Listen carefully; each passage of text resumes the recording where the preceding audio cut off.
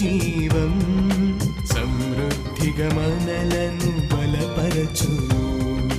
సమృద్ధి అయిన ప్రభుని జీవం సమృద్ధిగా మనలను బలపరచు. అలసిన హృదయాలకు ఇది సమృద్ధి జీవం. విరిగిన హృదయాలకు వాక్యామృత జీవం. ఓ నేస్తమా వీక్షించుమా యేసులో సమృద్ధి జీవం.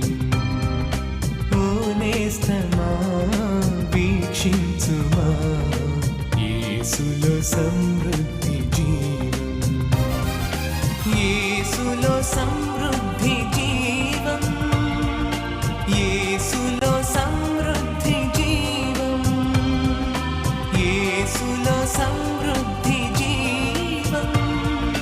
యేసులో సమృద్ధి జీవం. సమృద్ధి జీవం. సమృద్ధి జీవం. సమృద్ధి జీవం. సమృద్ధి జీవం.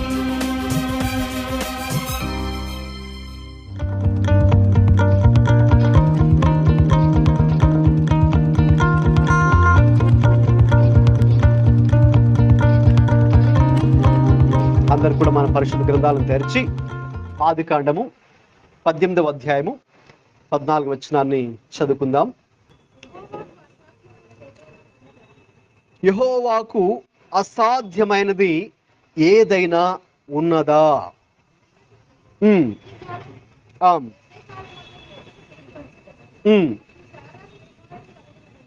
చాలండి.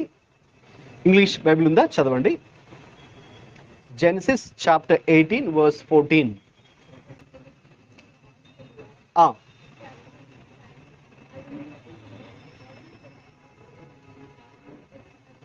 Yes, first part ఏంటి? Is anything too hard for the Lord? కదా, అక్కడ క్వశ్చన్ మార్క్ ఉంది కదా. తెలుగులో కూడా ఏముందండి? యెహోవాకు అసాధ్యమైనది ఏదైనా ఉన్నదా అని ఒక ప్రశ్న. మరి సాయంకాలంలో ప్రభువు మనందరిని ఒక ప్రశ్న అడుగుతున్నారు. ఆ ప్రశ్న ఏంటి? క్వశ్చన్ మార్క్ ఏంటంటే, దేవునికి అసాధ్యమైనది ఏదైనా ఉన్నదా? యెహోవా అనగా ఆయన ఉన్నవాడు అనువాడు, అంటే ఆది నుంచి ఉన్న దేవుడు. అసలు దేవుడి పేరు ఏంటి? ఎప్పుడైనా ఆలోచించారా? మోషేకు దేవుడు తన పేరుని బయలుపరిచాడు. మండుచున్న పొదలో దేవుడు ప్రత్యక్షమైనప్పుడు, దేవా నీవు నన్ను ఐగుప్తుకు పంపిస్తూ ఉన్నావు, అక్కడ వెళ్ళి ఆ రాజుగారితో మాట్లాడమని చెప్తూ ఉన్నావు, మాట్లాడి నీ ప్రజలు విడిపించి ఆ యొక్క కనాను దేశాన్ని నడిపించమని చెప్తున్నావు, మంచిదే. అయితే ఆ రాజుగారు నన్ను అడుగుతారు ఒక ప్రశ్న, ఎవరు పంపించారయ్యా నేను ఇక్కడికి అని అడిగితే ఏం చెప్పాలి? దేవుడు పంపించాడా? సరే, ఏ దేవుడు? నీ దేవుడి పేరేంటి అని అడిగితే ఏం చెప్పాలి దేవా నేను అని ఈయన ముందుగానే ప్రభుని అడిగితే, అయితే మోషే ఇలాగ చెప్పు, ఏ దేవుడు పంపించాడు నేను? ఉన్నవాడు అనువాడు నిన్ను పంపించాడు అని చెప్పు. అదే దేవుని పేరు యెహోవా అంటే ఉన్నవాడు అనువాడు. అంటే దాని అర్థం ఏంటి? నిత్యత్వము నుంచి ఉన్న దేవుడు. హల్లెలూయా. ఇప్పుడు మనం పూజిస్తున్న దేవుడు ఎవరంటే, మనం ఎవరికైతే మొక్కుతున్నామో, ఎవరికైతే పూజ చేస్తున్నామో, ఎవరినైతే మనం ఆరాధిస్తూ ఉన్నామో, ఎవరికైతే మరి మనం శిరస్సు వంచుతున్నామో, ఎవరి సన్నిధిలో మరి మనం చప్పట్లు కొట్టి పాటలు ఇప్పటిదాకా పాడి స్తుతించామో, ఎవరి సన్నిధిలో మరి ఎవరికి మనం చేతులెత్తి ఆరాధించామో, మరి ఎవరి గురించి నేను కూడా ఇక్కడ మైక్ పట్టుకొని చెప్తూ ఉన్నానో, మరి ఆయన ఎవరు అంటే నిత్యత్వము నుంచి ఉన్న దేవుడు, ఇటర్నల్ గాడ్, ఆది నుంచి ఉన్న దేవుడు. ఉన్నవాడు అనువాడు అంటే, ఉన్నవాడు అంటే ఆది నుంచి ఉన్న దేవుడు ఆయన. సో ఈ దేవుడు ఎప్పటి నుంచి ఉన్నాడండి? ఆది నుంచి ఉన్నాడు. ఆది నుంచి ఉన్న దేవుడు. ఈ ఆది నుంచి ఉన్న దేవుడు ఏం చేశాడు? ఆదికాండము 1:1 చదవండి. ఆది యందు దేవుడు, చాలండి, భూమి ఆకాశములను సృజించెను. ఆది నుంచి దేవుడు ఉన్నాడు. అది మనం గుర్తుపెట్టుకోవాలి. మనము ఆది నుంచి లేమండి బాబు, మనము ఆది నుంచి లేము. ఇప్పుడు చూడండి, ఇక్కడ కూర్చున్న మనందరికీ కూడా డేట్ ఆఫ్ బర్త్ ఉందా లేదా చెప్పండి. డేట్ ఆఫ్ బర్త్ ఉందా? మీ డేట్ ఆఫ్ బర్త్ మీకు తెలుసా? అందరికి తెలుసు. సాత్విక్ నీకు తెలుసు కానీ డేట్ ఆఫ్ బర్త్ నీకు తెలుసు. అయితే నాకు కరెక్ట్గా తెలియదు. నా డేట్ ఆఫ్ బర్త్ నాకు తెలియదు, ఎందుకంటే మా అమ్మా నాన్న వాళ్ళు చదువుకోలేదు కాబట్టి వాళ్ళు ఏదో ఒక డేట్ రాస్తారు, కరెక్ట్ డేట్ అయితే కాదనమాట. సో కాబట్టి స్కూల్లో జాయిన్ చేసిన ఏదో ఒక డేట్ రాస్తారుగా మాస్టారు. సో ఆ డేట్ నాకు తెలుసు, మరి అది రియల్ బర్త్డే కాదు. అలాగే మా పెద్దక్క మా చిన్నక్క కూడా వాళ్ళ డేట్ ఆఫ్ బర్త్ తెలియదు. అంటే ముగ్గురికి ఒకే డేట్ వేస్తారు, మా ముగ్గురికి ఒకే డేట్ వేస్తారనమాట, మంత్ వేరే. సో కాబట్టి నా డేట్ ఆఫ్ బర్త్ అయితే కరెక్ట్ డేట్ ఆఫ్ బర్త్ మరి నాకు తెలియదు. బట్ అయితే నేను పుట్టాను కదా, ఒక డేట్ అయితే ఏదో ఉంది కదా, ఏదో ఒక మంత్, ఏదో ఒక డే, ఏదో ఒక ఇయర్ కదా. సో మనందరికీ డేట్ ఆఫ్ బర్త్ ఉంది. అలాగే భవిష్యత్తులో ఇంకొక డేట్ మనకు రాబోతుంది. ఏంటా డేటు? Date of death. అమ్మో, చాలా మంది అది మాట్లాడక ఇష్టపడరు కదా, కానీ ఇష్టపడకపోయినా వాస్తవమే కదండి. మీరు సమాధుల్లోకి వెళ్ళి చూస్తే సమాధి మీద ఏం రాసి ఉంటుందండి? జననము, మరణం. డేట్ ఆఫ్ బర్త్ ఉంటుంది, డేట్ ఆఫ్ డెత్ ఉంటుంది. అంటే వాళ్ళు ఎప్పుడు పుట్టారు, ఎప్పుడు చనిపోయారు, ఎంతకాలం వాళ్ళు ఇక్కడ జీవించారు, ఎంత గొప్ప వాళ్ళను కానివ్వండి, ఎంత గొప్ప డబ్బున్న వాళ్ళను కానివ్వండి, ఎంత గొప్ప ఉన్నత స్థాయిలో ఉన్న వాళ్ళు కానివ్వండి, ప్రతి మనిషికి, పుట్టిన ప్రతి మనిషికి ఆ జననం, మరణం అనేవి రెండు ఉంటాయి కదండి. అయితే ఇప్పుడు దేవునికి అవి రెండూ లేవు. దేవుడికి అవి రెండూ లేదు. అందుకే ఆయన గురించి తనంతా ఏం చెప్పుకున్నారో చూద్దాం. ప్రకటన గ్రంథము 1వ అధ్యాయము 18వ వాక్యం చదవండి. నేను మొదటి వాడను, కడపటి వాడను, జీవించువాడను, మృతుడనైతేని గాని ఇదిగో, చాలు, యుగ యుగములు సజీవుడై ఉన్నవాడు చెప్పారు కదండి. ఆయన పేరేంటి? యెహోవా అంటే ఉన్నవాడు. అంటే ఆది నుంచి ఉన్న దేవుడు ఆయనే. ఆయనకు మనలాగా date of birth, date of death రెండూ లేవు. ఆదియు అంతము ఆయనకు లేవు. ఆయనే సజీవుడిగా ఉన్న దేవుడు. అలాగే కొలస్సీలకు రాసిన పత్రిక 1వ అధ్యాయము 15-16 వాక్యాలు కూడా చదవండి. ఆయన అదృశ్య దేవుని స్వరూపి అయి సర్వ సృష్టికి ఆది సంభూతుడై ఉన్నాడు. ఆకాశమందున్నవియు భూమి అందున్నవియు దృశ్యమైనవి గాని అదృశ్యమైనవి గాని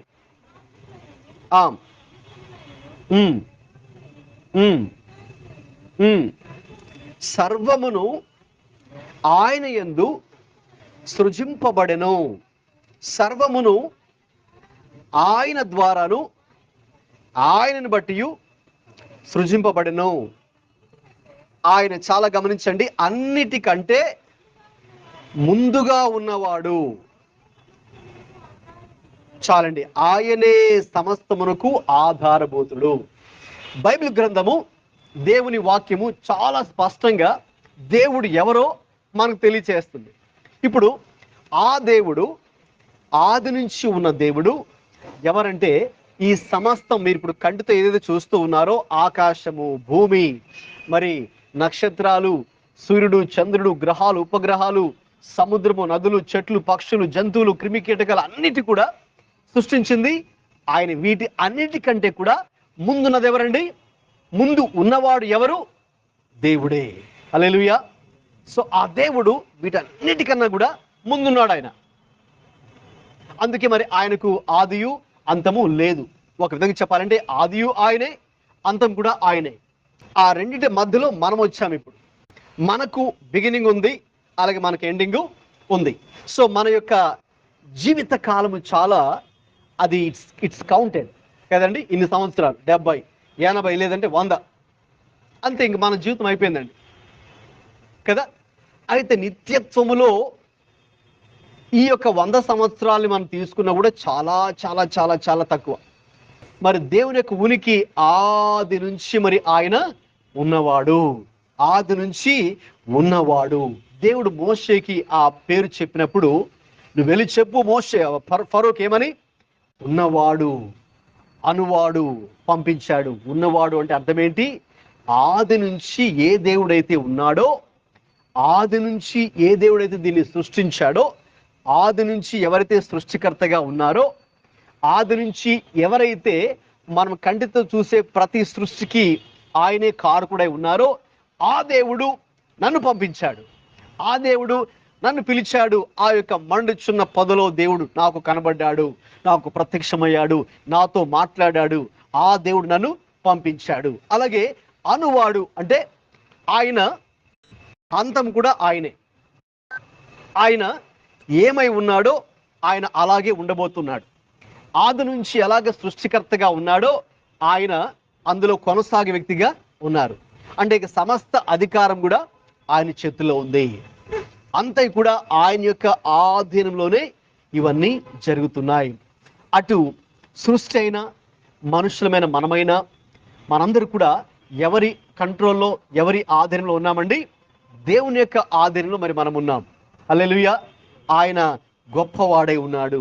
కాబట్టి ఆది నుంచి ఉన్న దేవుడు ఆయనే. ఆది నుంచి ఉన్న దేవుడు ఆయన. అందుకే మనకు తెలిసిన వాక్యం యోహాను సువార్త 1:1 ఆది యందు వాక్యముండెను, వాక్యము దేవుని యొద్ద ఉండెను, ఆ వాక్యము దేవుడై ఉండెను. కాబట్టి ఆది నుంచి ఉన్నటువంటి ఆ యొక్క వాక్యము లేక ఆ యొక్క శబ్దము లేక ఆ యొక్క ఓంకార శబ్దం అంటారే, ఆ యొక్క ఆది నుంచి ఉన్నది కూడా ఆయనే, ఆ ప్రభువే. మరి ఆ దేవుడే ఆది నుంచి ఉన్న దేవుడు, ఆ నిత్యత్వంలో సర్వశక్తి కలిగిన దేవుడు. మరి ఈ రోజున ఒక ప్రశ్న అడుగుతున్నారు. ఏంటంటే ఆ ప్రశ్న? ఆదికాండం తిరిగి అక్కడికి వద్దామా? 18:14 దేవుడు వేస్తున్న ప్రశ్న, సృష్టికర్త అయిన దేవుడు సృష్టికి వేసే ఒక ప్రశ్న.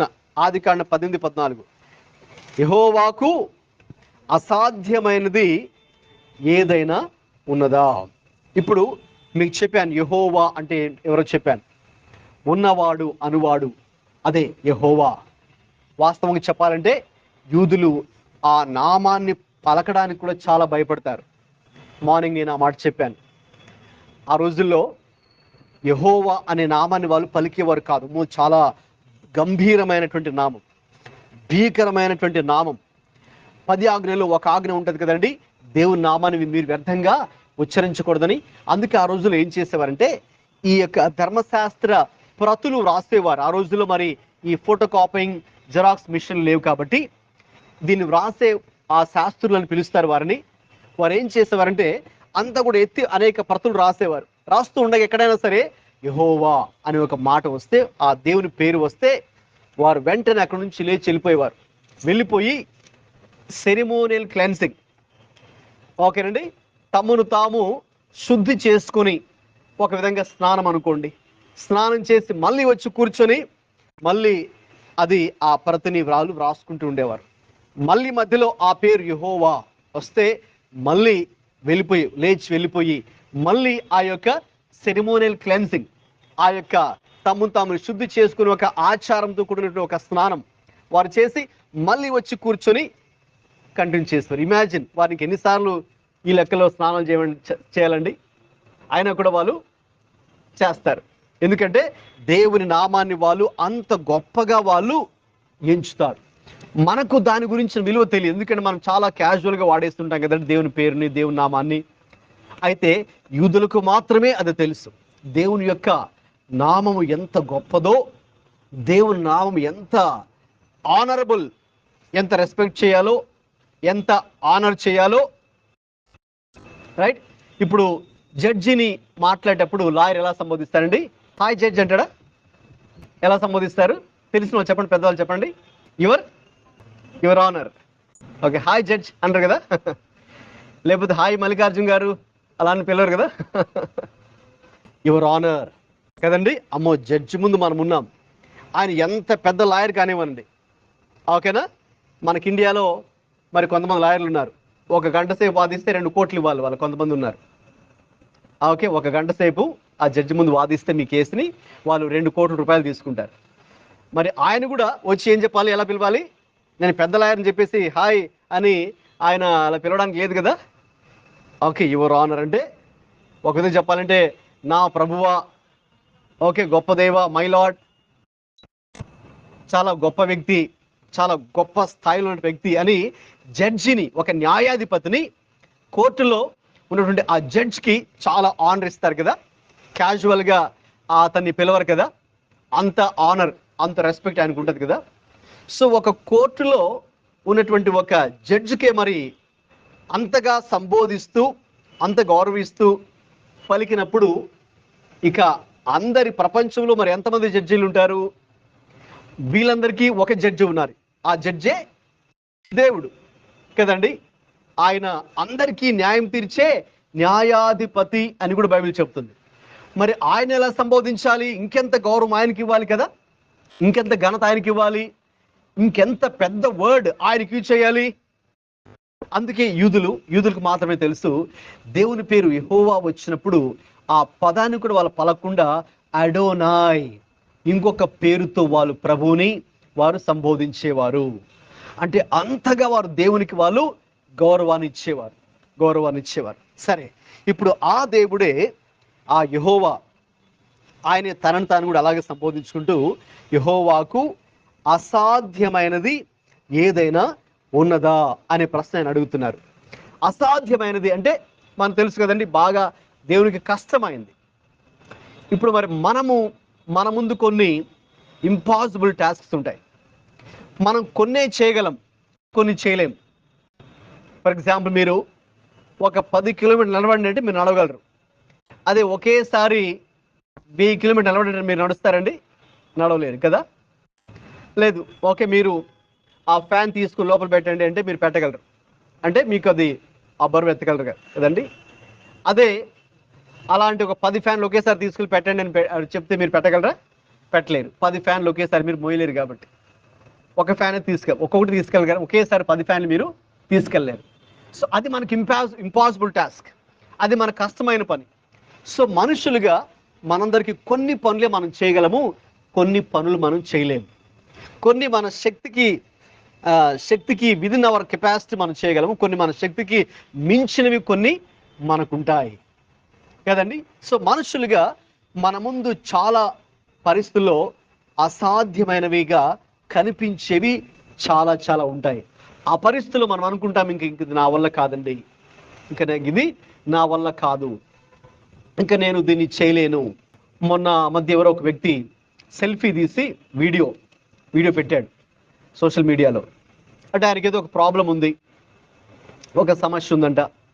ఇంకా ఆ సమస్యను బట్టి ఇంకా ఆయన ఎటువంటి పరిష్కారము దానికి చేసుకోలేడు. కాబట్టి ఆత్మహత్య చేసుకోబోతున్నానని, ఆత్మహత్య చేసుకోవడానికి ముందే లైవ్లో సెల్ఫీ వీడియో తీశాడు. పెట్టి ఎవరెవరు అతని మరణానికి బాధ్యులు వాళ్ళ పేర్లు కూడా చెప్పేశాడు ఆయన. ఓకేనా, మరి పలాని వాళ్ళు నా చావుకు వాళ్ళే కారకులు, వాళ్ళని శిక్షించండి, వాళ్ళని పట్టుకోండి. నేనెత్తికి నా వల్ల కాదు, ఈ సమస్య నేను సాల్వ్ చేసుకోలేను, అందుకే నేను ఇక నిస్సహాయస్తులో ఒక విధంగా ఏమీ చేతగాని వాడిగా ఇక ఆత్మహత్య చేసేసుకుంటున్నాను అని ఏడుస్తూ ఆయన సెల్ఫీ వీడియో తీశాడనమాట. సో అంటే ఆ వ్యక్తికి ఆ పరిస్థితి చాలా అసాధ్యంగా కనిపించింది, ఇంపాసిబుల్ టాస్క్ లాగా కనిపించింది, ఆ సమస్య నుంచి పరిష్కారం పొందుకోవడానికి, బయట రావడానికి. అలాగా మనుషులుగా మనందరికీ కూడా రైట్, మీరు చిన్నపిల్లలైనా, యవనస్తులైనా, పెద్దవారైనా కదండి, వివాహమైన వారైనా, వివాహం కాని వారైనా, మనందరికి కూడా లైఫ్లో మన ముందు కొన్ని ఇంపాసిబుల్ టాస్క్స్ కొన్ని ఉంటాయి. ఇది ఇంకా మన వల్ల కాదు, ఇది మన వల్ల చేయలేము, మన శక్తికి మించింది, రైట్. అది ఫిజికల్ స్ట్రెంగ్త్తో ముడిపడి ఉండొచ్చు, లేక డబ్బుతో అది ముడిపడి ఉండొచ్చు, లేక మనకున్న ఇన్ఫ్లుయెన్స్తో అది ముడిపడి ఉండొచ్చు. మన వల్ల ఇది కాదండి, నేను ఇంతే చేయగలను, ఇంకా నా వల్ల ఇది కాదు.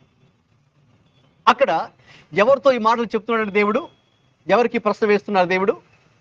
యెహోవాకు అసాధ్యమైనది ఏదైనా ఉన్నదా అనే ప్రశ్న చదివారు ఆదికాండంలో. ఎవరికి దేవుడి ప్రశ్న వేస్తున్నారు? తెలిసిన వారు చెప్పండి. శారాకు, అబ్రహాముకు ఈ ప్రశ్న దేవుడు వేస్తున్నారు. అబ్రహాము, శారాలకు, ఆ దంపతులకు, ఆ ఫ్యామిలీకి దేవుడు ఈ ప్రశ్న వేస్తున్నారు. మరి వారి పరిస్థితి ఏంటి? మనకు తెలుసు కదా వారి పరిస్థితి ఏంటి. దేవుడు అబ్రహామును పిలిచి మరి ఆయన్ని దీవిస్తాను, ఆశీర్వదిస్తాను, నీ సంతతిని గొప్ప సంతతిగా చేస్తానని చెప్పినప్పుడు అసలు వాళ్ళకి పిల్లలు లేరు. వివాహమైంది కానీ సంతానం లేదు. మరి ఆయన వయసు ఏమో 75 సంవత్సరాలు. మరి ఇద్దరు, అటు అబ్రహాం కానీ శారా కానీ ముసలి వాళ్ళు అయిపోయారు. మరి ముసలితనంలో మరి పిల్లలు పుడతారో చెప్పండి? పిల్లలు పుట్టరు కదా. న్యాచురల్గా కొంత ఏజ్ వరకే మరి పిల్లలు పుడతారు, తర్వాత ఇంకా పిల్లలు పుట్టరు. మీకు తెలుసు ఆ విషయం. సేమ్ వాళ్ళది కూడా అదే పరిస్థితి. ఇద్దరు కూడా వృద్ధాప్య దశలోకి చేరుకున్నారు. మరి దేవుడైతే వాగ్దానం అయితే చేశాడు. ఏమని? నేను మీకు సంతానం ఇస్తానని, మరి ఆ సంతానము ద్వారా ఇంకా గొప్పగా అంటే గొప్ప దేశంగా నేను మిమ్మల్ని దీవిస్తానని చెప్పి, గొప్ప స్థితిలోకి తీసుకెళ్తానని చెప్పి దేవుడైతే వాగ్దానం ఇచ్చాడు. కానీ ఆ వాగ్దానము నెరవేర్చడానికి సుమారు 25 సంవత్సరాలు పట్టింది. ఎన్ని సంవత్సరాలండి? 25 years. It took 25 long years. దేవుడు వాగ్దానం ఇచ్చాడు. అయితే వాళ్ళు వాగ్దానం అబ్రహాం అయితే పొందుకున్నాడు, శారా కూడా పొందుకున్నారు. పొందుకున్నప్పుడు మామూలుగా చెప్పాలంటే దేవుడు చెప్పినప్పుడు అబ్రహాం శారా నమ్మారండి. తర్వాత నమ్మారు. నమ్మడానికంటే ముందు నవ్వారు. ఏం చేశారండి? నమ్మడానికంటే ముందు నవ్వారు. ఎందుకు నవ్వారు? మీకు సంతానం ఇస్తానని చెప్పినప్పుడు వాళ్ళు ఏ ఏజ్లో ఉన్నారండి? ముసలి వయసు కదండి. సో ముసలి వయసులో వస్తే, ముసలి వయసు వచ్చిన తర్వాత ఈ వయసులో మాకు పిల్లల అని ఎవరైనా కూడా నవ్వుతారు కదండి. వాళ్ళు కూడా నవ్వారు. శారా మామూలుగా నవ్వింది. అబ్రహాం అయితే ఏకంగా కింద పడి దొర్లి నవ్వాడంట. అక్కడ ఉంటుంది అనమాట. శారా మామూలు నవ్వితే అబ్రహాం కింద పడి దొర్లి నవ్వాడు. ఇది దేవుడు చేయగలడా? నాకు ఈ ఏజ్లో పిల్లల, ఏంటి దేవుడు నాతో జోక్ చేస్తున్నాడు ఏంటి అని ఆయన నవ్వారు. సో నమ్మడానికంటే ముందు నవ్వారు ఇద్దరు కూడా. సో నవ్వి, ఏంటి దేవా మాతో జోక్ చేస్తున్నావు ఏంటి? ఈ ఏజ్లో మాకు పిల్లలు పుడతారా? అది కూడా పుట్టి ఒక పెద్ద సంతతిగా దేవుడు చేస్తానని చెప్తున్నావు, ఒక పెద్ద దేశంగా చేస్తానని చెప్తున్నావు. ఆకాశ నక్షత్రాల వలె ఇలా ఒక రోజు ఇలా పైకి తీసుకెళ్ళి, డాబా పైకి తీసుకెళ్ళి అబ్రహాం చూపించి, అలా పైకి చూడు అబ్రహాం అన్నాడు.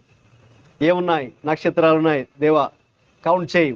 స్టార్ట్ చేశాడు. 1 2 3 స్టార్ట్. లెక్క పెడుతున్నాడు. ఇంకా నా వల్ల అవ్వట్లేదు ప్రభువా, నేను లెక్క పెట్టలేను.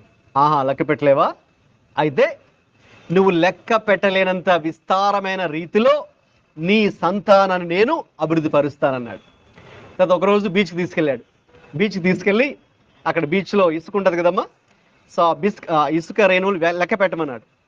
మీరు ఎప్పుడైనా కౌంట్ చేశారా? చిన్నప్పుడు ఎప్పుడైనా మీరు ఇల్లు ఏమైనా ఆడుకుంటూ, ఓకేనా, ఇల్లు కట్టుకుంటూ బీచ్లో లెక్క పెట్టావు ఎప్పుడైనా? ఇసుక రేణువులు లేదు కదా. ఆడుకుంటాగా మీరు కౌంట్ చేయరు. ఎందుకు? కౌంట్ చేయగలమా? కౌంట్ చేయలేము. అక్కడ కూడా దేవుడు లెక్క పెట్టమన్నాడు. అక్కడ కూడా అబ్రహాం 1 2 3 స్టార్ట్, నెంబర్ స్టార్ట్ చేశాడు.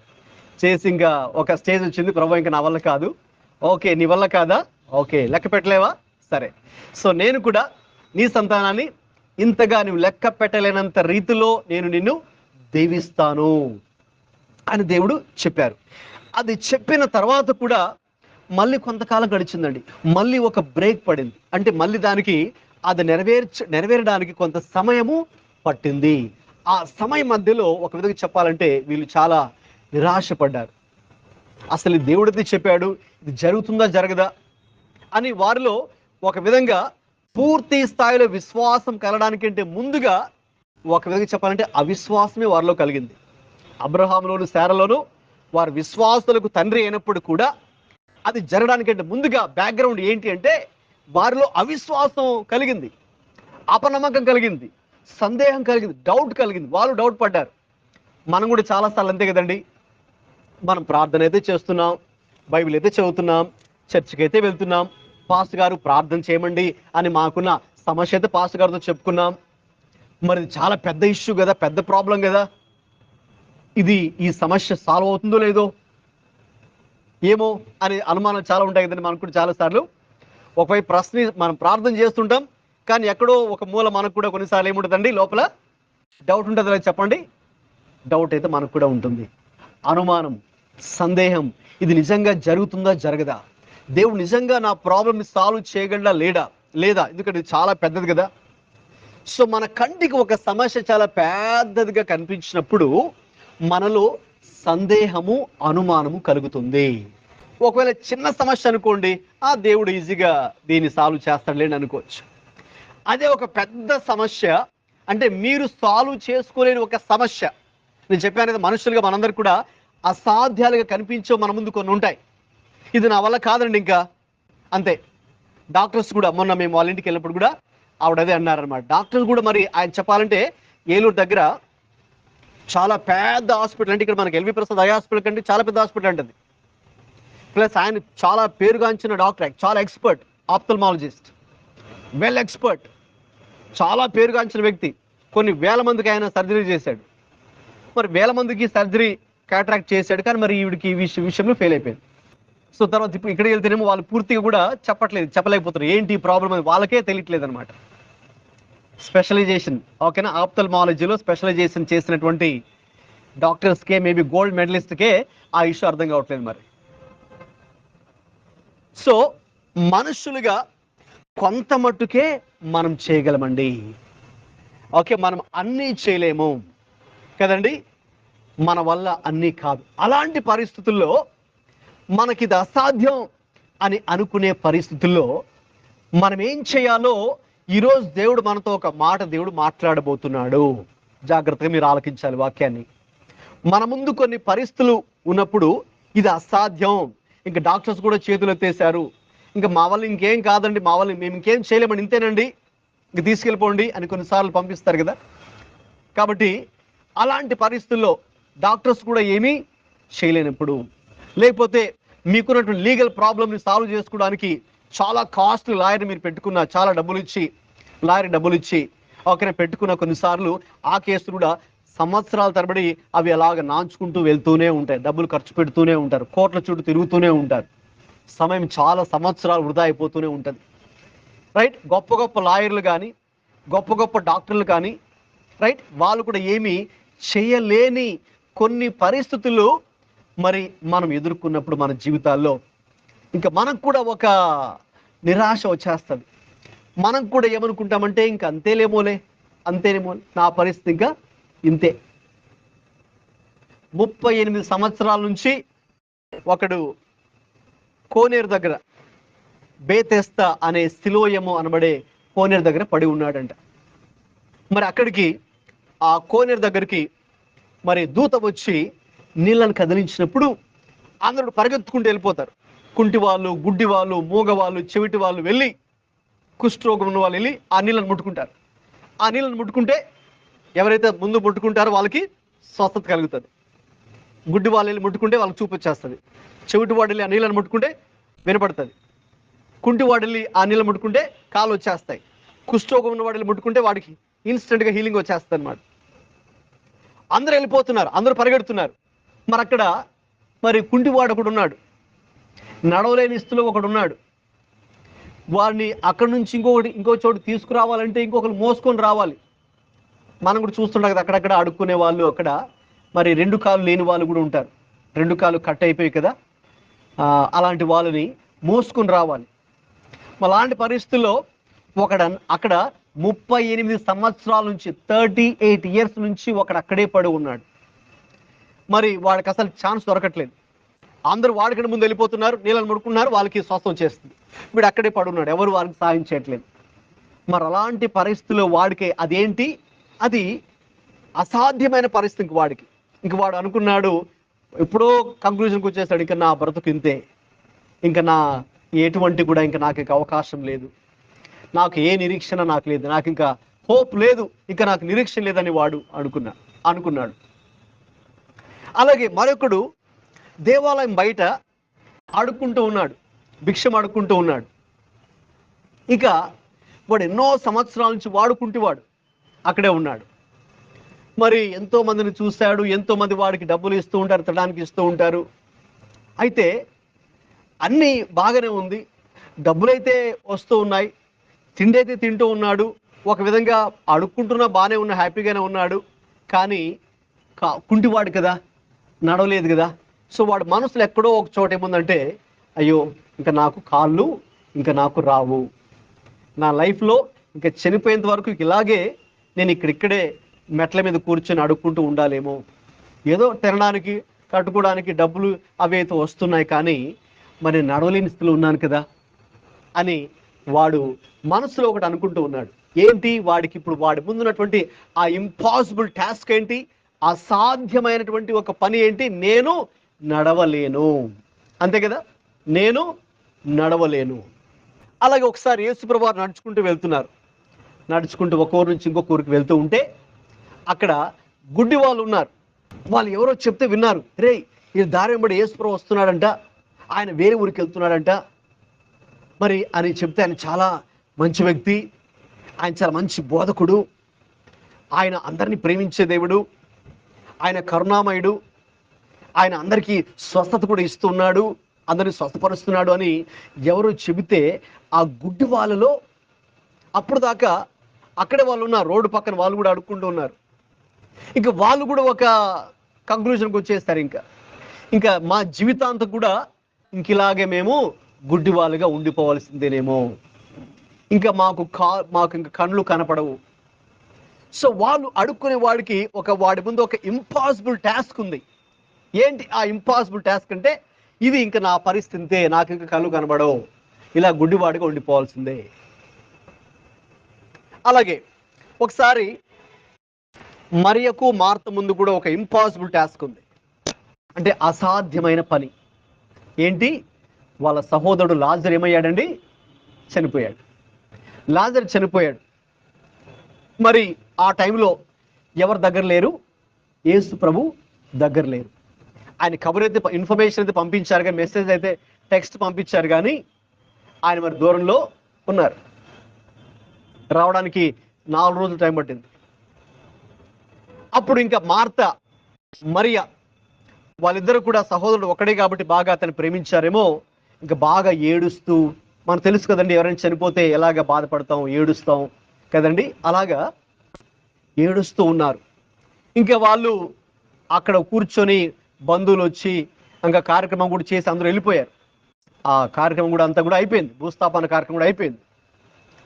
ఇంకా అక్కడ ఒంటరిగా కూర్చొని మరియా మార్త అనుకుంటున్నారు, ఇంకా మా సహోదరుడు ఇంకా మాకు లేడు, లాజరు ఇంకా తిరిగి రాడు, ఇది అసాధ్యం. మళ్ళీ రాజు రావాలంటే అది అసాధ్యమైన పనే కదండి, చనిపోయినాడు మళ్ళీ తిరిగి వస్తాడు, రాడు కదా, అది it's a impossible task for them. అది వాళ్ళకి చాలా అసాధ్యమైనటువంటి పని. తర్వాత ఒక విధవరాలు ఉంది, భర్త చనిపోయిన ఒక ఆవిడ ఉంది. మరి ఆవిడకి కుమారుడు ఒక్కడే ఉన్నాడు. వాడికి జబ్బు చేసి వాడు చనిపోయాడు. చనిపోతే ఇంకా చాలా బాధతో ఏడుస్తూ ఇక మొత్తం అంతా కూడా తయారు చేసుకుని అందరిని పిలిపించి భూస్థాపన కార్యక్రమానికి వాడిని కూడా అంతా పాడి అంతా కూడా తయారు చేసుకుని ఇంకా శవాన్ని మోసుకుని వెళ్తూ ఉన్నారు.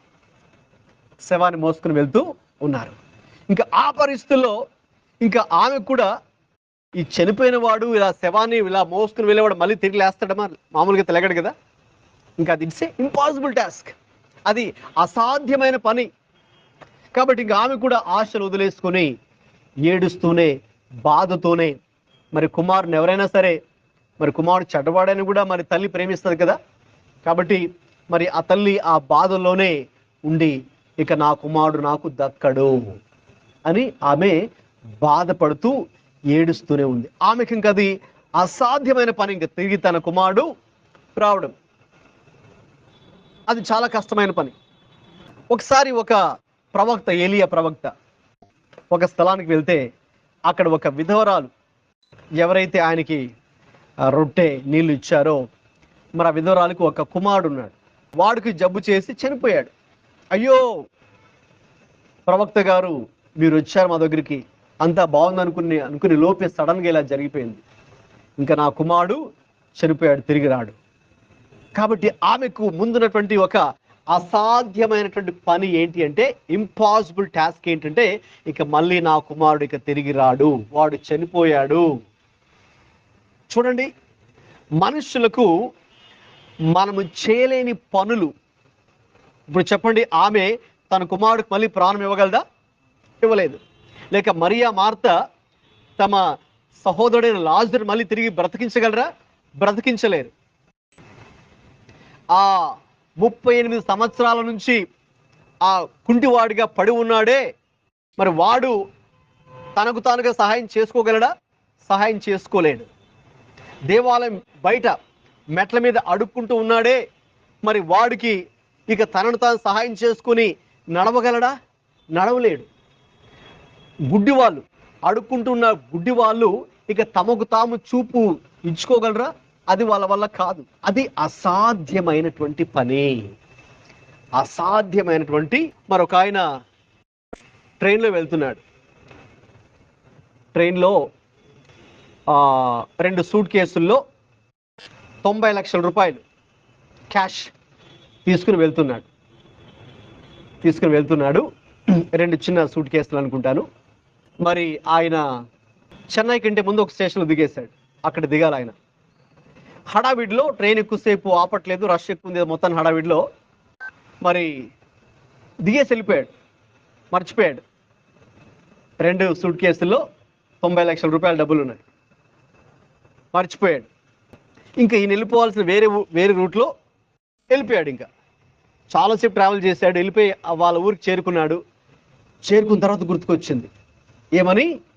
అయ్యో డబ్బులు మర్చిపోయానే, ట్రైన్లోనే 2 సూట్ కేసులు 90 లక్షల రూపాయలు ఉంది. ఇప్పుడు ఆయన ముందు ఇంకా మళ్ళీ ఆ డబ్బులు తిరిగి వస్తాయండి కదండి? ఎంతోమంది ట్రైన్లో ఉంటారు కదండి. ఇంకెవరికైనా డబ్బులు కనబడగానే మరి ఇంకా తెలుసు కదండి. అంత డబ్బులు కాదు, 100 రూపాయలు దొరికినా కూడా అంతే కదండి. వాళ్ళకి ఆల్మోస్ట్ ఇంక మనం ఈరోజు పండగ చేసుకోవచ్చు అన్నట్టుగా వాళ్ళు వెళ్ళిపోతారు కదా. మరి ఆయన ముందు అది ఒక అసాధ్యమైన పని. అంటే మళ్ళీ డబ్బులు దొరికిన వాళ్ళు ఈయన వెతుకుంటూ ఇస్తారనేది కళ్ళ కూడా ఆయన ఊహించలేదు. ఆయనకి అసాధ్యమైన పని. అయితే ఆ రోజు అద్భుతం జరిగిందని కూడా ఆయన ప్రార్థన చేశాడు. మళ్ళీ తిరిగి ఆ డబ్బులు ఆయన పొందుకున్నాడు. అయితే ఆయన ముందు అప్పటికి ఆ మూమెంట్లో మాత్రం అది ఒక పెద్ద ప్రశ్నే కదా. సో మనకు ఇటువంటి ఎన్నో ప్రశ్నలు మన జీవితంలో కూడా ఎదురవుతూ ఉంటాయి. మనకు ఇటువంటి ప్రశ్నలు ఎదురవుతున్నప్పుడు అప్పుడు దేవుడు ప్రత్యక్షమై మనకు ఆయన ఒక ప్రశ్న మనల్ని అడుగుతాడు. మనకు ఎన్నో ప్రశ్నలప్పుడు మనం అనుకుంటాం మనకే ప్రశ్నల మీద మనం స్ట్రగుల్ అవుతున్నాం. మళ్ళీ దేవుడు ప్రత్యక్షం ఏమడుగుతున్నాడండి? అబ్రహాముకి సారాలు ఎన్నో క్వశ్చన్ మార్క్స్ ఉన్నాయి, రైట్? వాళ్ళ సంతానం గురించి కావచ్చు, హాగర్ గురించి కావచ్చు, వాళ్ళ ఆరోగ్యం గురించి కావచ్చు, వాళ్ళ ఆస్తి గురించి కావచ్చు. ఎందుకంటే కోటీశ్వర్లు కాబట్టి వాళ్ళు, ఇంకా వారసుడు లేడు కాబట్టి అసలు ఎవరికి ఆస్తి అంతా రాసి ఇవ్వాలి, ఎవరికి ఇవ్వాలి? చాలా మంది పోటీ పడుతుంది, మాకివ్వండి అని వచ్చేస్తున్నారు. కొంతమంది రకరకాలుగా వాళ్ళని కొట్టాలని, చేయాలని, విషం పెట్టాలని చూస్తున్నారు. వాళ్ళకే చాలా క్వశ్చన్ మార్క్స్ ఉన్నాయి. ఆ ప్రశ్నలు ఉన్నప్పుడు దేవుడు వచ్చి ఇంకొక ప్రశ్న అడిగాడు. ఆయన అడిగిన ప్రశ్న ఏంటి? అది మనం చదువుకునే ప్రశ్న. ఏంటి ఆ ప్రశ్న? యెహోవాకు అసాధ్యమైనది ఏదైనా ఉన్నదా? ఇప్పుడు వీళ్ళకైతే అసాధ్యమైనవి చాలా ఉన్నాయి. అసాధ్యమైనవి చాలా ఉన్నాయి వాళ్ళ ముందు. వాళ్ళ వల్ల అయితే కాదు. మరి ఆ వయసులో పిల్లలైతే పుట్టరు. మరి ఏ ట్రీట్మెంట్ తీసుకున్నా కదా, ఇప్పట్లో డిఫరెంట్ లేటెస్ట్ ట్రీట్మెంట్స్ అని ఉన్నాయి కదండి. పిల్లలు పుట్టిన వారికి రకరకాలుగా ట్రీట్మెంట్స్ అని ఏమి ఉన్నాయి. అయితే ఏ ట్రీట్మెంట్ తీసుకున్నా ఆ వయసులో మరి పిల్లలైతే పుట్టడం మరి కష్టం, అసాధ్యం. సో అది వారికి తెలుసు. అయితే ఆ రోజున దేవుడు అడిగినటువంటి ఆ ప్రశ్న, యెహోవాకు అసాధ్యమైనది ఏదైనా ఉన్నదా? అయితే చూడండి, దేవుడు మనలో ఒక ప్రశ్న అడుగుతూ ఉన్నారంటే ప్రశ్న ఆయనే అడుగుతారు, దానికి జవాబు కూడా ఆయనే ఇస్తారు. ఒక విధంగా గాయపెట్టువాడు ఆయనే, గాయం మాన్పువాడు ఆయనే. దేవునికి స్తోత్రం, హల్లెలూయా. కాబట్టి ఆ ప్రశ్న, ఆ సమస్య మన ముందు ఉన్నప్పుడు దానికి పరిష్కారం చూపించేది ఎవరండి? ఏ మనుష్యుడు దగ్గర కూడా మనకు ఆ సొల్యూషన్ దొరకదు, ఆ పరిష్కారం దొరకదు. కేవలం దేవుని దగ్గర మాత్రమే ఆ పరిష్కారం దొరుకుతుంది. అది ఈరోజు మనం తెలుసుకోవాలి. ఇంకా చదవండి 14వ వచనం 2వ భాగం. ప్రశ్న అడిగాడు ఆయన, యెహోవాకు అసాధ్యమైనది ఏదైనా ఉన్నదా? వెంటనే జవాబు కూడా ఆయనే చెప్తున్నాడు. అది చాలా అద్భుతమైన విషయం. That's the beauty with the lord. ప్రశ్న అడుగుతున్నారు, జవాబు కూడా ఆయన ఇస్తారు. ఎందుకంటే ఆయన ప్రశ్న అడిగితే మనం జవాబు చెప్పగలమని చెప్పండి. మనకున్న చిన్న మెదడుతో, రైట్, మనకున్న చిన్న అనుభవంతో మనం దేవుడికి జవాబు చెప్పగలమా? చెప్పలేము. ఆయన తెలుసు, అందుకే ఆయనే సమాధానం చెప్తున్నాడు. ఏంటి ఆ సమాధానం? మీదటికి ఈ కాలమున నిర్ణయ కాలమందు నీ యొద్దకు తిరిగి వచ్చేదను. అప్పుడు శారాకు కుమారుడు కలుగునెను. రైట్, గమనించండి. వాస్తవంగా దేవుడు ఆ మాట చెప్పడానికంటే ముందుగా అబ్రహాము శారాలు ఇద్దరు కూడా నవ్వారంట, నవ్వుకున్నారు. దేవుడు ఒక వాగ్దానం ఇస్తే దేవుడు ఈ వయసులో మాకు పిల్లలు ఇవ్వడమా అని వాళ్ళు నవ్వుకున్నారు. వాళ్ళు నవ్విన వెంటనే దేవుడు మరొక ప్రశ్న వేశాడు. ఆ ప్రశ్న వేసిన వెంటనే సమాధానం కూడా చెప్పారు. ఏంటి ఆ సమాధానం అంటే, మీదటికి ఈ కాలమున నిర్ణయ కాలమందు నేను మీ యొద్దకు తిరిగి మళ్ళీ వస్తాను, వచ్చినప్పుడు అప్పుడు శారాకు కుమారుడు కలుగునెను. గమనించండి, మన జీవితంలో, మన కుటుంబంలో, మన వ్యక్తిగత జీవితంలో, పర్సనల్ లైఫ్లో కానీ, మన ఫ్యామిలీలో కానీ, మనం ఎక్కడైతే పని, డ్యూటీ, జాబ్ మీరు చేస్తున్నారో అక్కడ కావచ్చు, మనం ఎక్కడైతే నివాసం చేస్తున్నామో అక్కడ మన యొక్క ఇరుగు పొరుగు వారు మనకు కలిగించే ఇబ్బందులు కావచ్చు, వీటి మధ్యలో మనకు ఎదురయ్యేటటువంటి ప్రశ్నలకు ఎవరి దగ్గర సమాధానం ఉందండి? దేవుడి దగ్గర పరిష్కారం ఉంది. హల్లెలూయా. మనకి ఇక్కడికి మీరు రాకముందు మీ మనసులో కొన్ని ప్రశ్నలు మీరు కలిగి ఉండొచ్చేమో. ఇది ఎలాగా, అది ఎలాగా, దీనికి ప్రాబ్లమ్ సొల్యూషన్ ఏంటి, దానికి సొల్యూషన్ ఏంటి, ఈ పరిస్థితులు ఎలా స్పందించాలని మీరు అనేక ప్రశ్నలతో మీరు ఇక్కడికి వచ్చి ఉండొచ్చేమో. అయితే ఆ ప్రతి ప్రశ్నకు దేవుడి దగ్గర సమాధానం ఉంది. హల్లెలూయా. ఆ ప్రతి సమస్యకు దేవుడి దగ్గర పరిష్కారం అయితే ఉంది, దేవుడి దగ్గర సొల్యూషన్ ఉంది. హల్లెలూయా. కాబట్టి ఇప్పుడు ఏంటి సొల్యూషనో, మరి ఎప్పుడు దేవుడు ఆ సొల్యూషన్ మనకు చూపిస్తాడు? మీరు కూడా అనొచ్చు, ఒక ప్రశ్న అడగచ్చు, మాకు కూడా సమస్యలు ఉన్నాయండి, మేము కూడా దీని గురించి ఎన్నో రోజులుగా నలిగిపోతున్నాం, ఆలోచిస్తున్నాం, కృంగిపోతున్నాం, మరి మాకు కూడా ఎవరు పరిష్కారం ఇస్తారు? యెహోవా. హల్లెలూయా.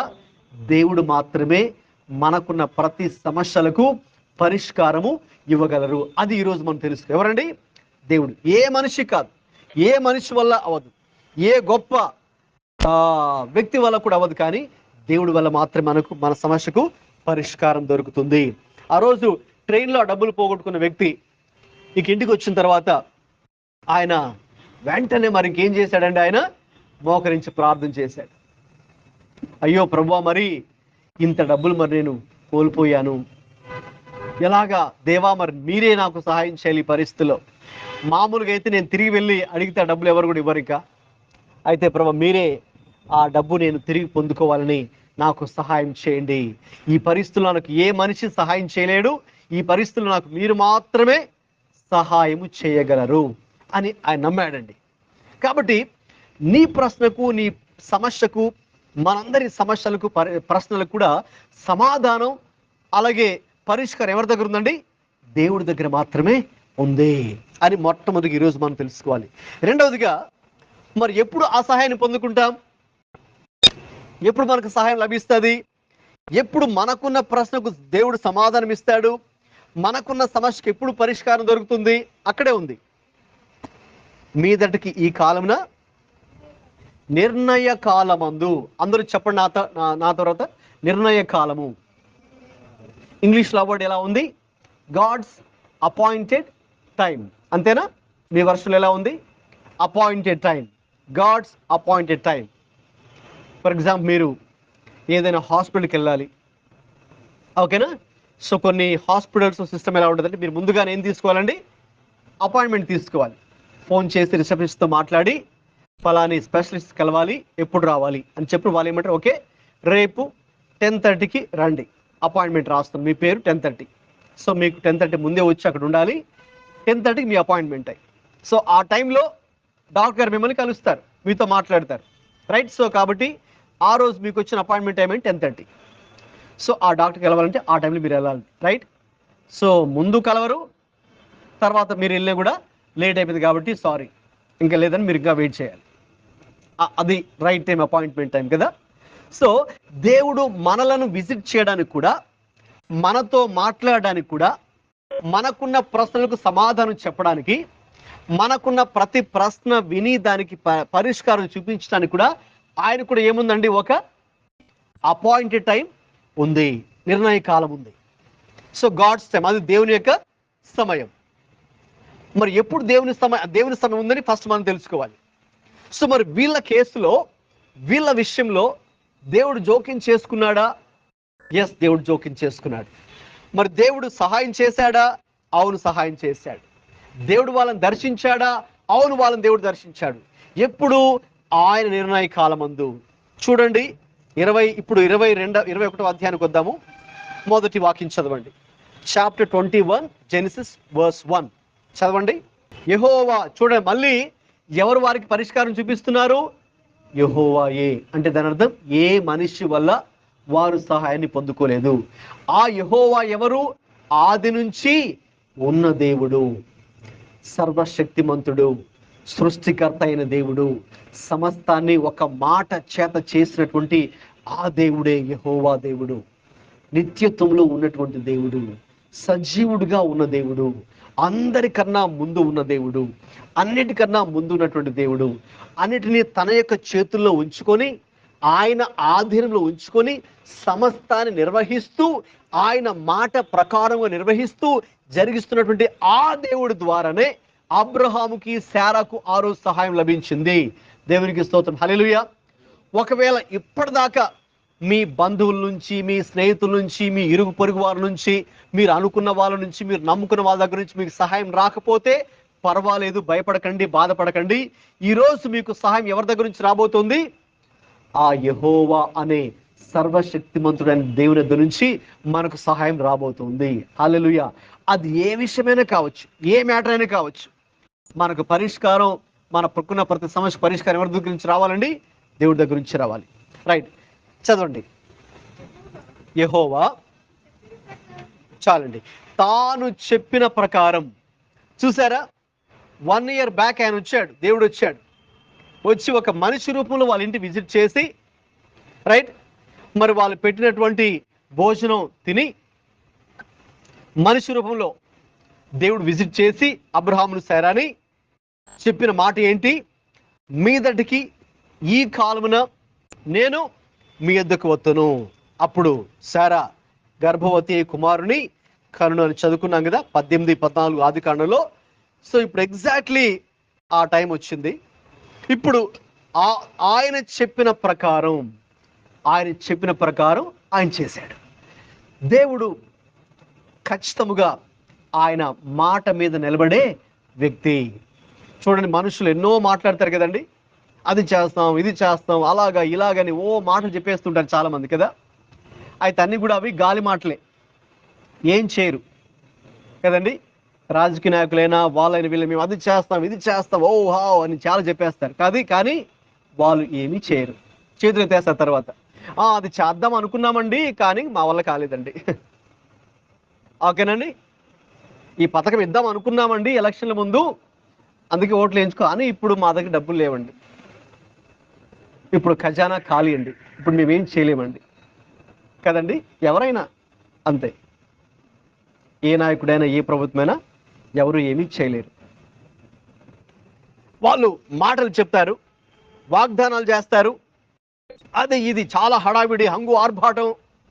ఓకేనండి, అంత హడావిడే, వాస్తవంలో ఏమీ ఉండదు. ఎందుకంటే ఏ మనిషి కూడా పూర్తి సహాయం ఎవరికి ఈ ప్రపంచంలో చేయలేరు.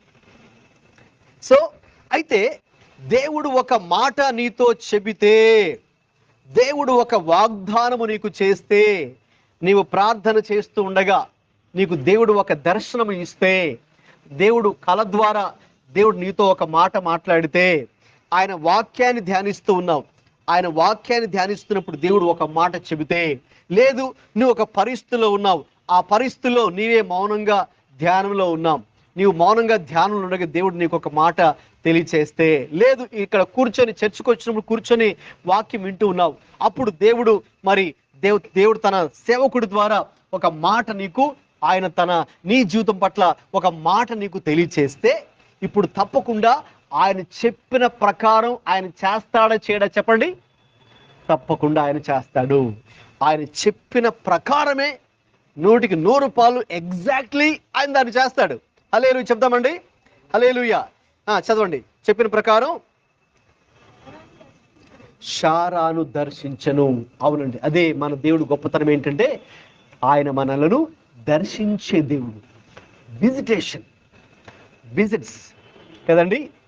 మేము మొన్న ఒకరిని విజిట్ చేశామంటే కదండి, మేము వెళ్ళి వాళ్ళని కలుసుకున్నాం, వాళ్ళతో మాట్లాడాం, వాళ్ళతో కూర్చున్నాం, వాళ్ళ బాధలు ఏంటో విన్నాం, మరి వాళ్ళకి దేవుడి మాటలు చెప్పాం, వాళ్ళకి ప్రార్థన చేశాం. విజిటేషన్. సో దేవుడు వారిని అంటే వ్యక్తిగతంగా మేము వాళ్ళని కలుసుకున్నాం, ఏదో ఫోన్లో కాదు. విజిట్ చేసామంటే పర్సనల్గా మేము వాళ్ళ దగ్గరికి వెళ్ళాం, వాళ్ళ ఇంటికి వెళ్ళాం, వాళ్ళతో కూర్చున్నాం, వాళ్ళతో మాట్లాడాం, వాళ్ళ సమస్యలను తెలుసుకొని వాళ్ళకి దేవుని మాటలు చెప్పి ప్రార్థన చేసి వచ్చాం. అదే కదా విజిట్ అంటే జనరల్గా అంటే వ్యక్తిగతంగా. సో ఇప్పుడు దేవుడు ఒకరిని దర్శించాడు అంటే అర్థం ఏంటి? దేవుడు వ్యక్తిగతంగా వారి దగ్గరకు వెళ్ళాడు. సో 1 year బ్యాక్ ఏం జరిగింది? దేవుడే వాళ్ళ ఇంటికి ఒక గెస్ట్గా ఆయన వెళ్ళాడు. పర్సనల్గా ఆయనే వాళ్ళ దగ్గరికి వెళ్ళాడు. ఇప్పుడు దేవుడిగా వెళ్ళాడు కదండి. వెళ్తే వాళ్ళు ఉంటారా? వాళ్ళు చూడగలరు? అసలు దేవుడిని చూడలేరు కదా. అందుకే దేవుడు ఎప్పుడు దేవుడిలాగా మనకు బయలుపరచుకోడు. మనిషిలాగే దేవుడు దిగి వచ్చాడు. మనిషిలాగా వచ్చి ఏంటంటే ఏం చేస్తున్నారు, బాగున్నారా, అబ్బో ఈరోజు చాలా వేడిగా ఉంది కదండి వాతావరణం, భోంచేస్తారండి, ఏం చేస్తున్నారు అని చక్కగా మాట కలిపి ఒక మనిషిలాగే దేవుడు 1 year బ్యాక్ విజిట్ వాళ్ళ హౌస్కి వచ్చాడు. వాళ్ళ ఇంట్లో కూర్చొని ఏం చేస్తున్నారు, అమ్మో మీరు వచ్చారు కదండి, తప్పకుండా మీకు ఏదో ఒకటి చేసి మరి మేము ఇవ్వాలి, మరి ఈరోజు ఏదో ఒక స్పెషల్ చేయాలి, మరి మంచి మటన్ కర్రీ చేయాలి, లేకపోతే మంచి స్పెషల్ రోటీ, ఓకే రుమాలి రోటీ చేయాలి అని అప్పటికప్పుడు వాళ్ళు రోటీ మటన్ కర్రీ ఓకే చేసి వాళ్ళతో కలిసి చేస్తూ దేవుడు ఒక మనిషిలాగా వారిని విజిట్ చేశారు. రైట్. సో అది దేవుడు వారిని దర్శించెను. సో ఎలాగైతే వారిని విజిట్ చేశారో దేవుడు, అలాగే మనం చూస్తున్నాం దేవుడు వారిని దర్శించాడు. అంటే వ్యక్తిగతంగా వారి దగ్గరికి ఆయనే వచ్చాడు. వచ్చి వారితో కూర్చొని వారితో మాట కలిపి వాళ్ళకున్న సమస్యలన్నీ విని అర్థం చేసుకొని ఆ బాధ ఎలా ఉంటుందో తెలుసుకొని రైట్ అది ఆయన తనను తాను వారితో ఐడెంటిఫై చేసుకొని ఓకే నెక్స్ట్ ఏం చేస్తారు చదవండి. ఇక నేను ముగింపులోకి వస్తూ ఉన్నాను, చదవండి. మళ్ళీ రెండవసారి కూడా అదే మాట అక్కడ రిపీట్ చేయడం జరిగిందండి. యెహోవా తానిచ్చిన మాట చొప్పున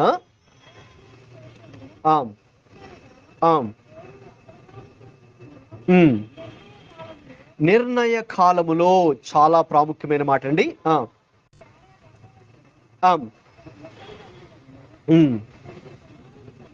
అదండి చాలండి, గమనించండి. దేవుడు మరి చెప్పినట్టుగానే నిర్ణయ కాలం అంటే గాడ్స్ అపాయింటెడ్ టైం.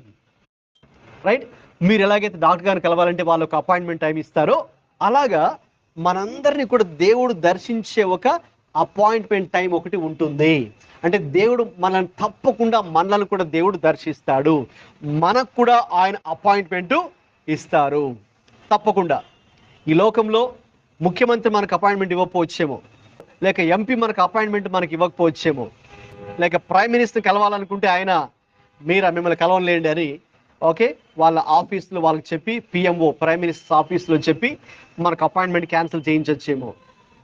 నేనేంటి వాళ్ళని కలిసేది ఏంటి, వాళ్ళెవరు నేనేంటి అన్నట్టు మనల్ని పట్టించుకోకపోవచ్చు. ప్రైమ్ మినిస్టరు లేకపోతే చీఫ్ మినిస్టర్ లేకపోతే ఎంపీ లేక ఎమ్మెల్యే లేక ఎమ్మెల్సీ లేక ఒక పెద్ద ఆర్గనైజేషన్ హెడ్ లేక బాగా డబ్బున్న వ్యక్తి రైట్ మనకు అపాయింట్మెంట్ ఇవ్వకపోవచ్చేమో. అయితే తప్పకుండా ప్రతి ఒక్కరికి దేవుడు మాత్రం అపాయింట్మెంట్ ఇస్తారు. హల్లెలూయా. అది ఫ్రీ అపాయింట్మెంట్ రైట్. సో ఆయన చాలా సంతోషంగా దేవుడు మనలను కలుసుకోవడానికి, వ్యక్తిగతంగా మనల్ని దర్శించడానికి, మన యొక్క సమస్యల్ని వినడానికి, మాత్రమే కాదు ఈ లోకంలో ఉన్నట్టు నాయకులు మన సమస్యలు వింటారు కానీ పరిష్కరించలేరు. అయితే మన దేవుడు సృష్టికర్త అయిన దేవుడు యెహోవా చెప్పానే ఆది నుంచి ఉన్నటువంటి ఆ దేవుడు మన ప్రతి సమస్యను పరిష్కరించగలిగిన దేవుడు. అందుకే మీరు చదివారు కదండి. ఇక అబ్రహాముతో చెప్పిన నిర్ణయ కాలంలో శారా గర్భవతి అయి అతని ముసలితనమందు అతనికి కుమారుని కనెను. చూసారా ఆ పదం ఎందుకు రాశారు అక్కడ?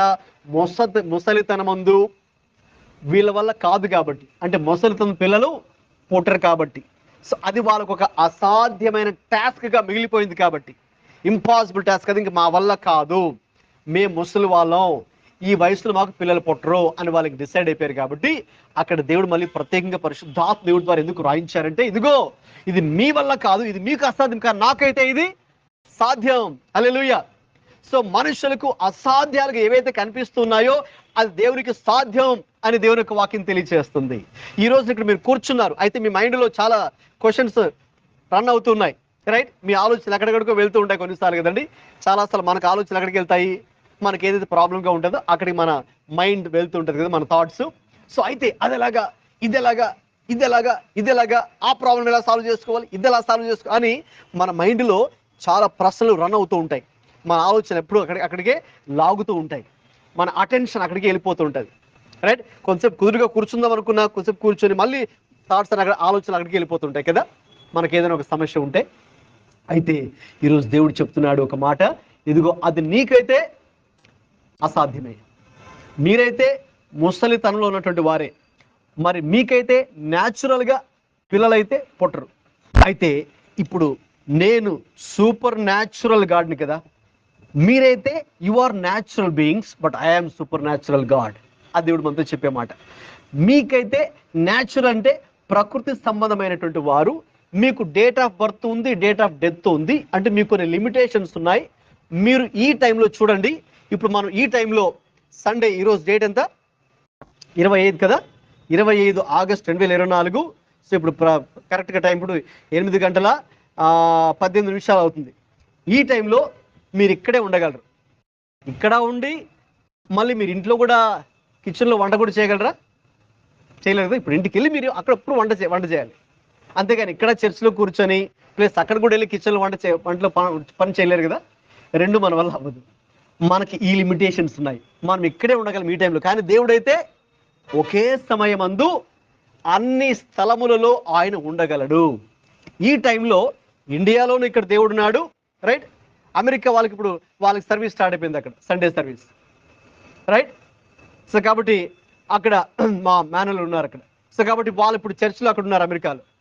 సో దేవుడు అక్కడ ఉన్నాడు లేదు చెప్పండి, దేవుడు అక్కడ ఉండగలడు, దేవుడు ఇక్కడ మన దగ్గర కూడా ఉన్నారు. సో అది ఆయన అన్ని స్థలంలో ఆయన ఉండగలడు. మనకైతే ఆ లిమిటేషన్స్ ఉన్నాయి, మనం ఇక్కడే ఉండగలం, రైట్? సో అందుకే దేవుడు చెప్తున్నాడు, మీ వలన అయితే ఇది కాదు కానీ ఇది నా వలన ఇది సాధ్యము. మనమైతే we are natural beings, but our God is a super natural God. అది కనుక ఈరోజు మనం తెలుసుకుంటే చాలండి. నేనైతే మనిషిని, సామాన్యమైన మనిషిని, సాధారణమైన మనిషిని, I am an ordinary human being, but my God is an extraordinary God. I am a natural person, but my God is an extraordinary, supernatural God. నాకు చాలా విషయాలు అసాధ్యాలుగా, ఇంపాసిబుల్ టాస్క్ నాకు అనిపిస్తున్నాయి. అయితే నా దేవుడికి అసాధ్యమైంది ఏది కూడా లేదు. కాబట్టి ఈరోజు మరి మనము ఒక ప్రయాణం చేయాలి. ఎక్కడికి ప్రయాణం చేయాలంటే, ఏ ఊరికి వెళ్ళాలంటే, సాధారణంగా ఆలోచించే స్థితిలో నుంచి అసాధారణమైనటువంటి దేవుని కార్యాలు అనుభవించడానికి, రైట్, ఆ దేవుని మాటలు నమ్మడానికి ఆయన దగ్గరికి మనం రావాలి. ఆయన మాటలు వినాలి, ఆయన మాటలు విశ్వసించాలి. అప్పుడు మన జీవితాల్లో కూడా అద్భుతాలు చూడగలం, అప్పుడు మన జీవితాల్లో కూడా ఆశ్చర్య కార్యాలు చూడగలం, అప్పుడు మన జీవితాల్లో కూడా దేవుని చిత్తం ఏంటో మనం గ్రహించగలం. అప్పుడు దేవుడు ప్రేమను మనం కూడా పొందుకొని, ఆ దేవుడు నాకు తోడుగా ఉన్నాడండి, ఈ పరిస్థితుల్లో నా దేవుడు నాకు తోడుగా ఉన్నాడు, నా దేవుడు నాతో మాట్లాడుతూ ఉన్నాడు, నా దేవుడు నాకు సహాయం చేస్తూ ఉన్నాడు, నా దేవుడు నన్ను చేయి పట్టుకుని నడిపిస్తూ ఉన్నాడు, నా వల్ల అయితే కాదు, నేను ఈ బాధలో ఉన్నాను, నేను ఒంటరితనంలో ఉన్నాను, పలానా వ్యక్తులను ఇబ్బంది పెడుతున్నారు, అయితే నా దేవుడు ఈ పరిస్థితులు వీటన్నిటిని తట్టుకొని నిలబెట్టడానికి దేవుడు నాకు శక్తిని ఇస్తున్నాడు, దేవుడు నాకు బలం ఇస్తున్నాడు అని అప్పుడు మీరు దేవుని యొక్క అసాధారణ సూపర్ న్యాచురల్ కార్యాలను మీరు చూడగలరు, మీరు అనుభవించగలరు. కాబట్టి రోజున మనం ఒక నిర్ణయం తీసుకోవాలి. ఏంటంటే, ఆ యెహోవా అనగా ఆది నుంచి ఉన్న దేవుడు, అన్నిటికన్నా అందరికన్నా ముందు ఉన్న దేవుడు, ఇక ఆదియు ఆయనే, అంతము ఆయనే, సమస్తము సాధ్యపరిచే దేవుడు, ఏదైనా చేయగలిగిన దేవుడు మనం కలిగి ఉన్నామండి. చాలా సార్లు మరి మనకున్నటువంటి సమస్యలు బట్టి, మనకున్న ఇబ్బందులు బట్టి మనం చాలా బాధపడిపోతుంటాం, కృంగిపోతూ ఉంటాం. అయితే దేవుడికైతే is beyond and bigger than our problems కదా. మన సమస్యల కన్నా ఆయన చాలా అతీతుడు. ఆయన మనం ఒక బాక్స్ లో పెట్టి ఉంచలేము, ఆయన మనం ఒకదానికి పరిమితం చేయలేము, ఒక స్థలానికి ఒకదానికి పరిమితం. ఆయన బియాండ్ ఆల్ దీస్ థింగ్స్. కాబట్టి మనకు అటువంటి యెహోవా అనగా సర్వశక్తిమంతుడైనటువంటి దేవుడు, ఆ ప్రభు అయినటువంటి యేసుక్రీస్తు మనకు తోడుగా ఉన్నారు అని మనం గ్రహిద్దాం. మన జీవితాలు ఎన్నో అసాధ్యంగా కనిపించే పనులు, విషయాలు, పరిస్థితులు మన ముందు ఉన్నాయి, వాస్తవమే. అయితే వీటిని సాధ్యపరిచే దేవుడు మనకు తోడుగా ఉన్నాడు. హల్లెలూయా. మా నమ్మకం ఏంటండి? మీ నమ్మకం ఏంటండి పాస్టర్ గారు? మీ నమ్మకం ఏంటి? మీరు దేని నమ్ముకొని మీరు బతుకుతున్నారు? మన నమ్మకం, మన భరోసా, మన కాన్ఫిడెన్స్, మన నిరీక్షణ అంతా కూడా ఎవరి మీద అండి? ప్రభు మీదే. ప్రభువును బట్టే. ఆయన ఉన్నాడు కాబట్టి నేను అడుగులు ముందుకు వేసుకుంటూ వెళ్తూ ఉన్నాను. ఆయన ఉన్నాడు కాబట్టే, ఆయన తోడుగా ఉన్నారు కాబట్టే, ఆయన సహాయం చేస్తున్నారు కాబట్టే, ఇది అసాధ్యమైనప్పటికీ కూడా ఈ పరిస్థితుల్లో నేను నిరీక్షణను కోల్పోకుండా, అవిశ్వాసముతో మాట్లాడకుండా, అపనమ్మకము సందేహంతో మాట్లాడకుండా, విశ్వాసముతోనే అడుగులు ముందుకు వేసుకుంటూ మన ముందుకు ప్రయాణం చేయాలి. హల్లెలూయా. దేవుడు మనకు అటువంటి కృపను అందరికీ కూడా సమృద్ధిగా అనుగ్రహించును గాక. ఆమేన్. అందరూ తలలు వంచండి, కళ్ళు మూసుకోండి. విన్న వాక్యాన్ని బట్టి ఒక నిమిషం మనము స్పందన ప్రభుకి తెలియచేద్దాం. Thank you Lord. హల్లెలూయా. ఈ రోజున ఇక్కడ కూర్చున్న మనకు కొన్ని పరిస్థితులు మన ముందు ఉండొచ్చండి. మీకైనా మాకైనా ఎవరికైనా కూడా కొన్ని అసాధ్యమైనటువంటి పనులు, విషయాలు, పరిస్థితులు మన ముందు ఉండొచ్చు. మనుషులుగా మనం వాటిని ఆలోచించి ఇంకా మన వల్ల కాదు, ఇది మనం చేయలేము, ఇంకా మనకు అది పొందుకోలేము అని నిరాశలో, నిస్పృహలో విశ్వాసులుగా ఒకవైపు ప్రార్థన చేస్తూ మరొక వైపు మళ్ళీ సందేహంతో, అనుమానంతో కూడా చాలా సార్లు దేవుని శక్తిని మనం శంకిస్తూ ఉన్నామేమో ఒకసారి ఆలోచించుకుందాం. దేవుని శక్తిని శంకించవద్దు. అరణ్యంలో ఇశ్రాయేలు దేవుని శక్తిని శంకించారు. వారు దేవుణ్ణి అనుమానించారు, అవిశ్వాసముతో పలికారు, మాట్లాడారు. అందుకే వారు అరణ్యంలోనే రాలిపోయారని కూడా వాక్యం తెలియజేస్తూ ఉంది. విశ్వాసులుగా ఈరోజు మనకొక నిరీక్షణ ఉన్నది, వాగ్దానం ఉన్నది, హెచ్చరిక కూడా ప్రభు ఇస్తూ ఉన్నారు. దేవుడు నీకు తోడుగా ఉంటే, దేవుడు నీతో మాట్లాడుతూ ఉంటే, దేవుడు సహాయం చేస్తానని చెప్తూ ఉంటే, ఇంకా ఎందుకు అవిశ్వాసముతో, అపనమ్మకముతో, సందేహముతో, మనుష్య రీతిగా ఆలోచిస్తూ, ఈ లోకము రీత్యా ఆలోచిస్తూ ఉంటాం? So let's come out of that. ఈ రోజున ఒక అసాధారణ కార్యాలు, అసాధ్యముగా కనిపించే కార్యాలను దేవుడు సాధ్యం చేయగలడు అని మనము నమ్మాలి. హల్లెలూయా. అందుకే అబ్రహాము, శారాలకు ఆ రోజున దేవుడు ప్రత్యక్షమై తన వాగ్దానమును వారికి తెలియచేసి, వారి మనస్సులో, హృదయాల్లో ఉన్నటువంటి అపనమ్మకాన్ని, అవిశ్వాసాన్ని తొలగించి, ఆయన చెప్పిన ప్రకారంగా ఆయన నిర్ణయ కాలముందు వారిని దర్శించి వాగ్దానము అనుగ్రహించి ఉన్నాడు. ఎస్. అందుకే ఈరోజు చెప్దాం. ఆయన ప్రశ్న వేస్తున్నాడు, మనం దానికి సమాధానం చెప్పాలి. యెహోవాకు అసాధ్యం ఏదైనా ఉన్నదా? అప్పుడు మనం చెప్పాలి, లేదు, లేదయ్యా, లేదు. యెహోవాకు మీకు అసాధ్యమైనది ఏది కూడా లేదు, నేను నమ్ముతున్నాను అని మీరు చెప్పండి ప్రభుకి. మీ మనస్సులో, మీ హృదయాలు చెప్పండి, అవునయ్యా, యెహోవాకు అసాధ్యమైనది ఏది కూడా లేదు అంటే, దేవునికి అసాధ్యమైనది ఏది కూడా లేదు అంటే మీరు సమస్తము చేయగలరు. మీరు సర్వశక్తిమంతుడు కదా ప్రభువా. యేసయ్యా, మీరు చేయగలరు, మీకు సాధ్యమే. నేనైతే కొన్ని విషయాలు నమ్మలేకపోతూ ఉన్నాను అయ్యా, నా అవిశ్వాసాన్ని, అల్ప విశ్వాసానికి క్షమించుమని కూడా ప్రభు దగ్గర ఒక మాట క్షమాపణ కూడా అడుగుదాం. అడిగి, దేవా, ఇది మొదలుకొని ఇక నుంచైనా నేను నా జీవితంలో ప్రభువా నేను ఆరాధించేది యెహోవాను, అనగా ఉన్నవాడు, ఆది నుంచి ఉన్నవాడు, నిత్యుడైన దేవుడు, అన్నిటికీ ముందుగా ఉన్న దేవుడు, సమస్తము సాధ్యపరిచే దేవుడు కలిగి ఉన్నానని తెలుసుకుని ఆ దేవుడి వైపే చూస్తూ, ఆ దేవుడికి లోబడుతూ, ఆయన మాటలే వింటూ ఆయన చిత్త ప్రకారం చేయడానికి దేవా నాకు సహాయం దయచేయమని ప్రార్థన చేద్దామండి. ప్రేమగల తండ్రి, మహాపరిశుద్ధుడా, ఈ సాయంకాలం మీరు మా అందరితో స్పష్టంగా మాట్లాడి ఉన్నారు. ఒక మాట ఆయన యెహోవాకు అనగా దేవుడికి అసాధ్యమైనది ఏది కూడా లేదు అని మీరు మాకు తెలియజేసి, మనుషులుగా మాకైతే ఎన్నో అసాధ్యాలుగా మా ముందు కొన్ని ప్రశ్నలు, పరిస్థితులు, కొన్ని సమస్యలు ఉన్నాయి తండ్రి. అయితే ప్రభువా, ఈ రోజు మేము విశ్వసిస్తూ ఉన్నాం, వీటిని యెహోవాయే మమ్మల్ని వ్యక్తిగతంగా దర్శించే దేవుడు ఆయనే, మనిషి కాదు ఆయనే అని దేవా మేము నమ్ముతున్నాం.